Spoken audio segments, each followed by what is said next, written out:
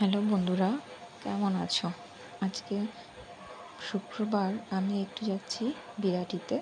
আমার বাড়ি তেঁতুলতলা, বিরাটি থেকে অটো আসে।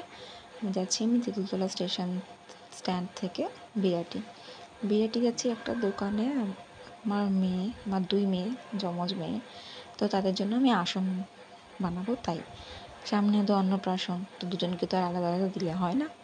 একটা বানিয়ে রেখেছি, আর একটা বানানোর জন্য আসনের চট কিনতে গেছিলাম। আর ওই আসনের জন্য আমার একটু উল লাগবে, এই জন্য লাল উল আর 3টে হলুদ উল নিয়ে চলে এসেছি। তার সাথে সূঁচও নিয়েছি 2টো। আর সূঁচটা কোথায় ছিল এতদিনে হয়তো হারিয়ে গেছে, ওই আসনটা অনেকদিন আগেই বানিয়েছিলাম। তাই ভাবছিলাম যে একটা যখন আছে তাহলে আরেকটা বানিয়ে নিই। এটা হচ্ছে বিরাটি কল্পতরু দোকান, বিরাটি মার্কেটের ভেতরে। দেখতেই পাচ্ছ এই দোকানে এমন কোনো জিনিস নেই যেটা পাওয়া যায় না।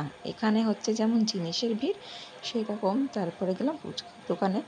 এই ফুচকা দোকানে আবার হচ্ছে মানুষের ভিড়, মানে এখানে এতই সেল হয়, এতই ফুচকাটা ভালো, যেখানে লাইনে দাঁড়িয়ে ফুচকা কিনতে হয়। এখানে দই ফুচকা স্পেশাল।